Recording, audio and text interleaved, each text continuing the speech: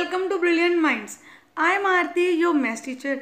आज हम स्टार्ट करेंगे अपनी एक्सरसाइज 23B क्वेश्चन नंबर 22 से, क्योंकि हमने लास्ट वीडियोस में 21 तक ऑलरेडी सारे क्वेश्चंस कंप्लीट कर लिए हैं एंड आई होप सारे स्टूडेंट को अच्छे से समझ आ भी गया होगा।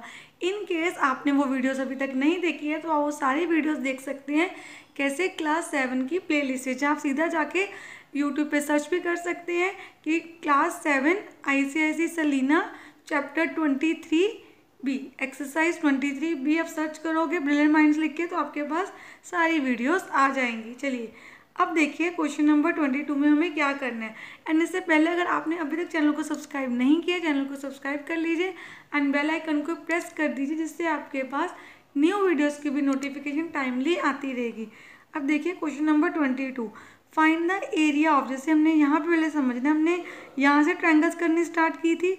पहले हमने देखा राइट एंगल ट्रायंगल का फॉर्मूला होता है half into base into height.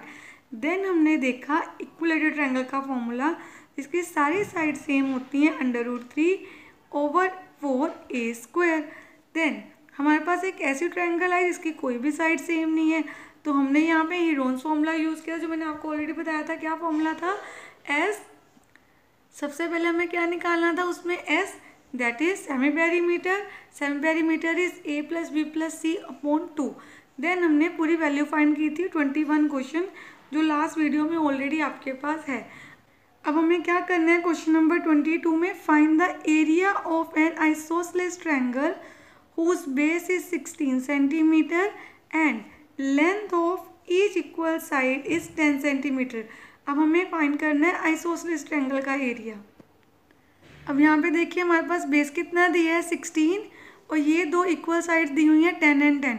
यहाँ पे कोई भी हाइट गिवन नहीं है। सपोज अगर आपको यहाँ पे हाइट गिवन होती तो हम simple half into base into height का ही फॉर्मूला लगा लेते। अब हमें क्या करना है? यहाँ पे हमें हाइट फाइंड करनी है। आइसोसेलेस ट्रायंगल का डायरेक्ट फॉर्मूला भी होता है, हम वो भी कर सकते हैं। मैं आपको दोनों वे से क्वेश्चन करवा दूंगी। देखिए जब भी हम हाइट ड्रॉ करते हैं, सपोज हमने क्या किया, यहाँ पे ड्रॉ कर दिया AD perpendicular to BC। Draw करने का क्या मतलब होता है कि हमने खुद से एक परपेंडिकुलर, जो परपेंडिकुलर क्या होता है, जो वर्टेक्स के बेस की तरफ आए और 90 डिग्री का एंगल बनाए। हमने परपेंडिकुलर ड्रॉ कर दिया यहाँ पे BC पे। जब भी आप आइसोसेलेस ट्रायंगल में परपेंडिकुलर ड्रॉ करते हैं तो वो आपके बेस को 2 इक्वल पार्ट्स में डिवाइड कर देता है। इट मीन्स BD क्या है? CD के इक्वल। ये दोनों पार्ट्स क्या हैं? इक्वल। इट मीन्स अगर BD और CD या DC की वैल्यू बतानी हो तो वो क्या होगी? हाफ ऑफ फुल BC, पूरे BC का हाफ। तो आपके पास आ गया हाफ ऑफ 16 तो 8। तो BD एंड CD या DC दोनों कितने आ गए? 8 सेंटीमीटर।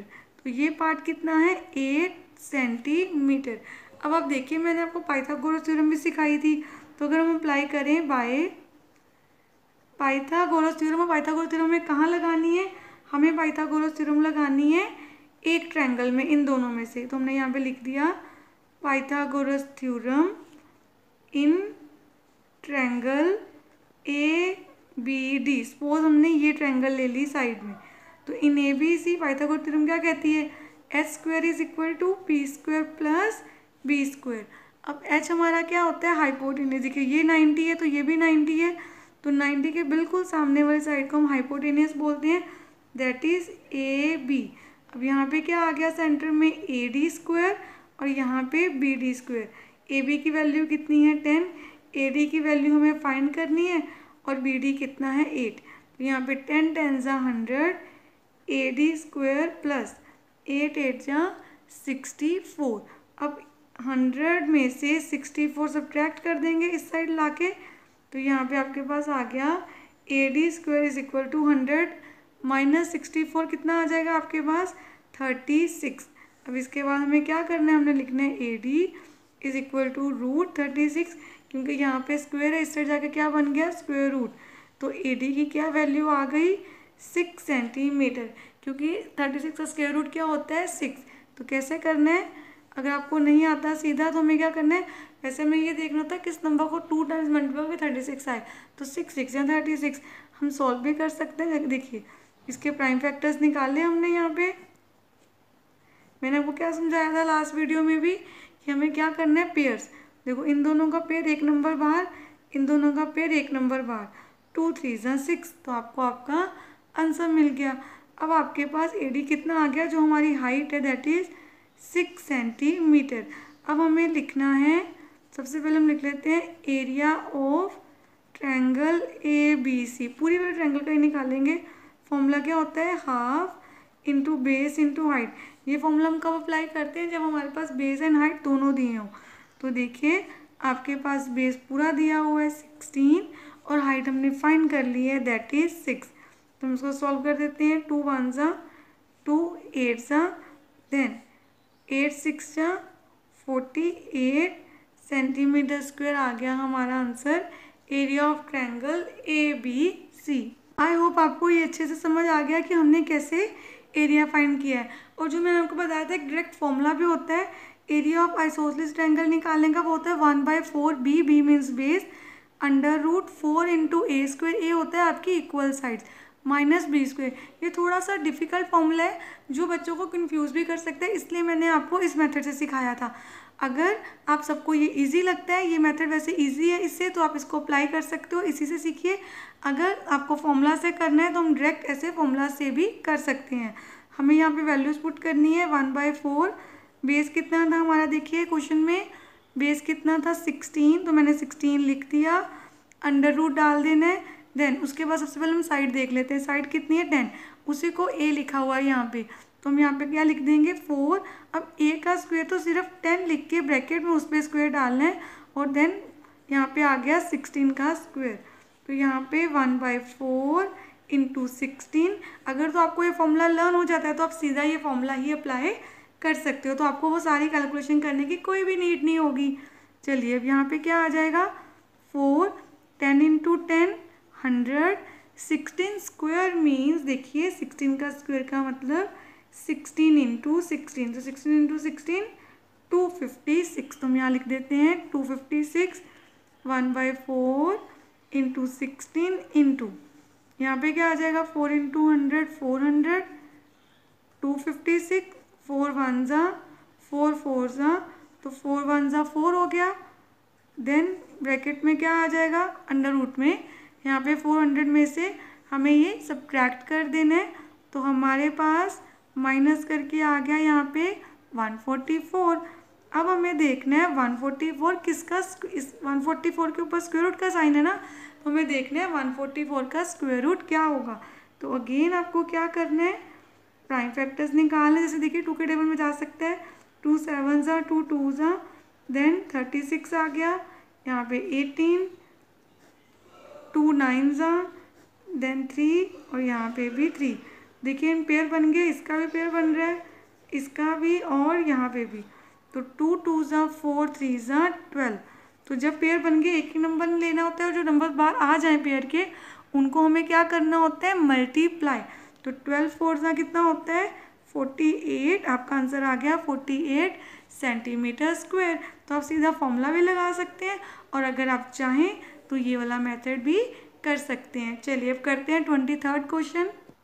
यहाँ पे देखिए 23rd क्वेश्चन में हमें क्या करना है, find the base of a triangle whose area is this and height is this. देखो हमें एरिया भी दिया और हाइट भी दी हुई है। अब हमें क्या फाइंड करना है, हमें फाइंड करना है बेस। तो देखिए सबसे पहले हमने यहाँ पे लिख लिया एरिया ऑफ ट्रायंगल कितने हैं 360 सेंटीमीटर स्क्वायर, हाइट है 24। फॉर्मूला क्या होता है एरिया का, half into base into height. तो हम यहाँ पे अप्लाई कर देते हैं, हाफ बेस कितना है आपका वो हमें फाइंड करना है, हाइट कितनी है 24, और ये दिया हुआ है 360। यहाँ पे हम कट कर सकते हैं इसको, 2 1 जा 2 12 जा। अब b इंटू 12 है, 12 इस साइड हो रहा है मल्टीप्लाई, इधर जाके क्या हो जाएगा डिवाइड। तो 12 1 जा 12 3 जा 0 एज इट इज़।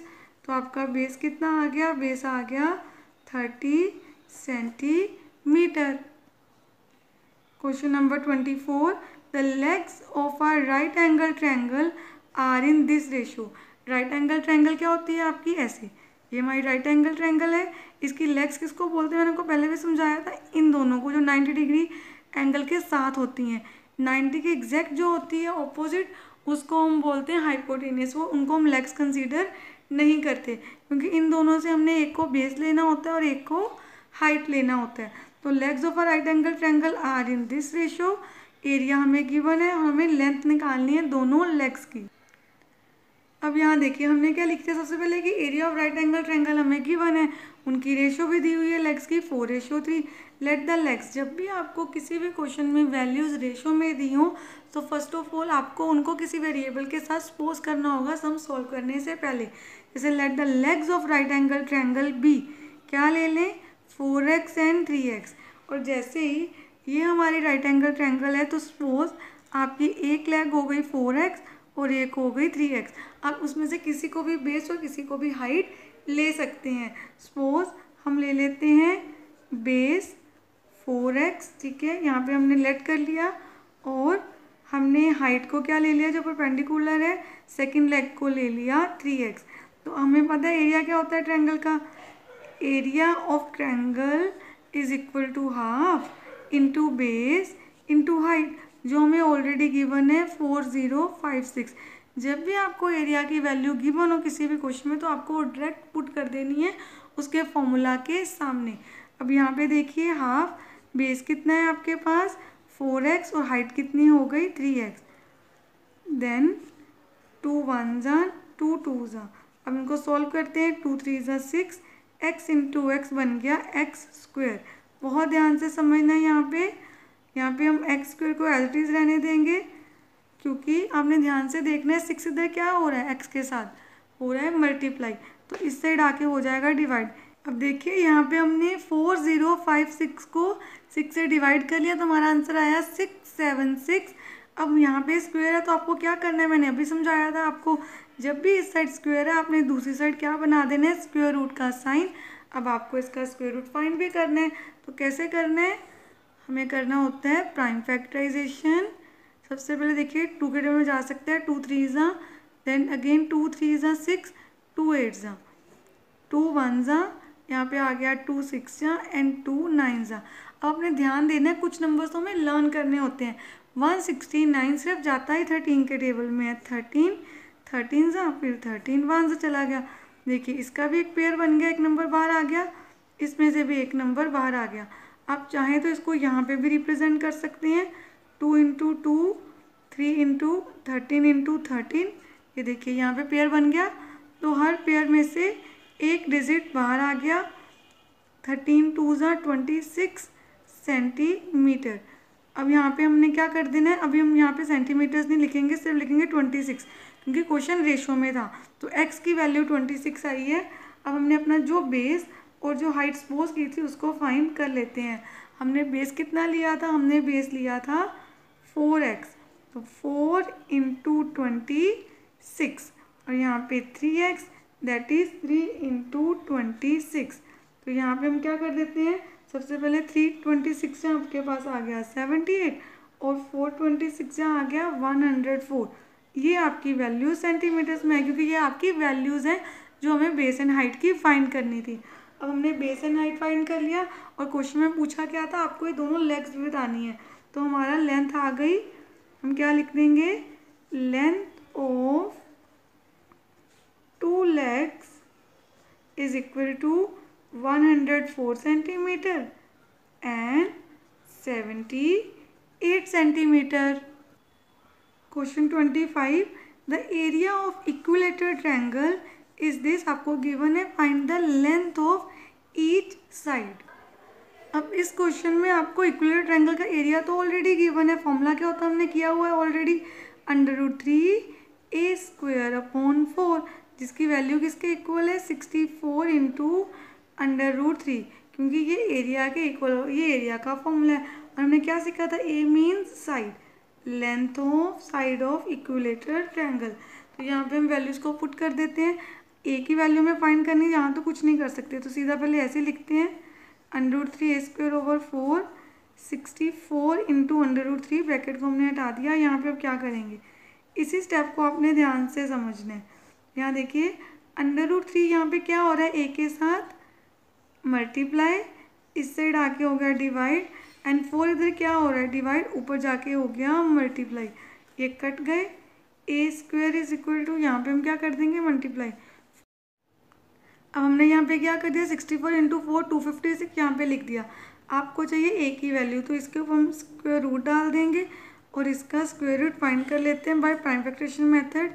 2 1 ज़ा 2 2 ज़ा 2 8 ज़ा, अगेन 2 पे जा रहा है। अब यहाँ पे भी हमें सॉल्व करना है 16, देन अगेन 2 के टेबल में और यहाँ पे भी 2 के टेबल में। तो देखिए यहाँ पे से एक नंबर बाहर, एक डिजिट यहाँ पे भी और यहाँ पे भी। तो यहाँ क्या आ जाएगा आपका आंसर 2 2 ज़ा 4 2 ज़ा 8 2 ज़ा 16। तो इसका आंसर क्या आ गया 16। आपकी साइड आ गई 16 सेंटीमीटर। तो यहाँ लिख देते हैं साइड ऑफ इक्विलेटरल ट्रायंगल, जो हमारा इक्विलेटरल ट्रायंगल है उसकी साइड कितनी आई 16 centimeter. Question number 26, the side of a triangle are in this ratio. जैसे देखिए आपके पास एक क्वेश्चन था ना हमारा क्वेश्चन नंबर 21, वहाँ पे मैं साइड्स गिवन थी, रेशियो में नहीं थी बट 3 साइड्स गिवन। मैंने आपको सिखाया जब 3 के 3 साइड्स गिवन हो तो हमें कौन सा फॉर्मूला लगाना है, एस वाला, जिसमें पहले सेमी पेरीमीटर निकालना है फिर रूट में सॉल्व करना है। यहाँ पे हमें पेरीमीटर दिया हुआ है और एरिया पूछा है ट्रायंगल का। अब यहाँ पे देखिए हमें एरिया ऑफ ट्रायंगल हमें फाइंड करना है और क्या दिया हुआ है पेरीमीटर ऑफ ट्रायंगल। तो पेरीमीटर ऑफ ट्रायंगल कितना दिया है 168। हमें साइड्स की रेशियो दी है 15:13:14। तो मैं ले लिया लेट द साइड्स भी 15x 13x एंड 14x। अब देखिए पेरीमीटर क्या होता है सम ऑफ ऑल साइड्स। सपोज हमारी 3 साइड्स हैं ए बी सी, ये हमारी ट्रायंगल हो गई। तो हमारी 3 साइड्स हो गई ए बी और सी।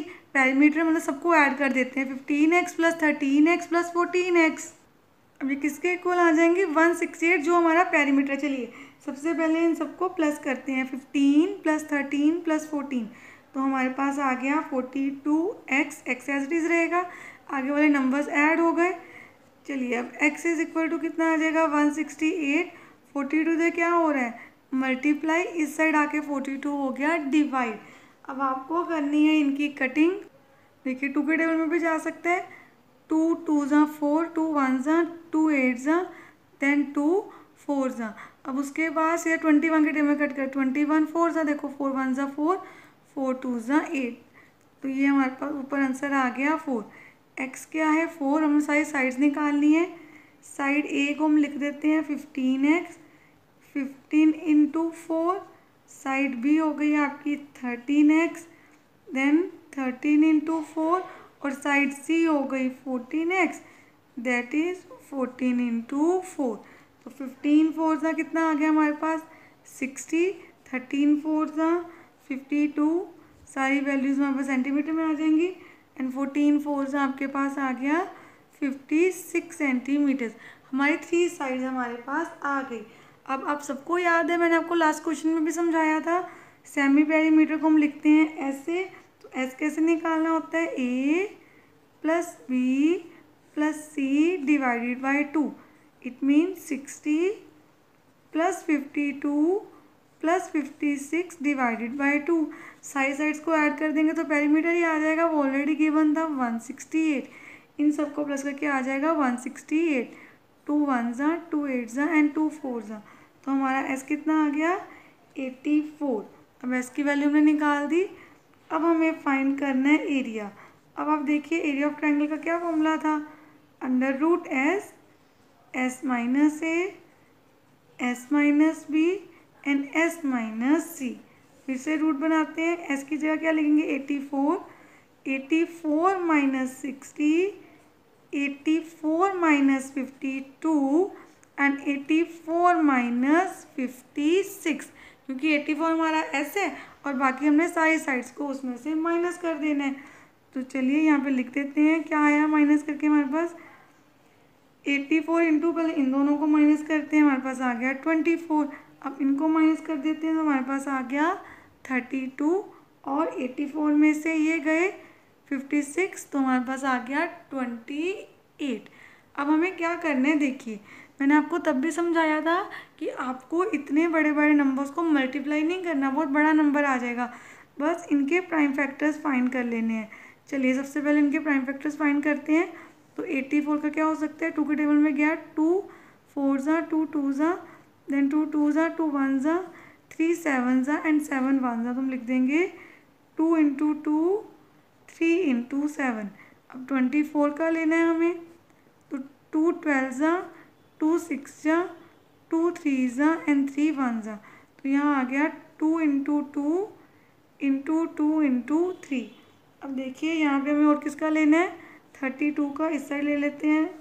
यहाँ पे 2 16 2 8 2 4 2 2 एंड 2 1 तो 2 आ गया हमारा 5 टाइम्स। 5 टाइम्स लिख देते हैं, 1 2 3 4 5। अब हमारा रह गया यहाँ पे सॉल्व करने वाला ओनली 28।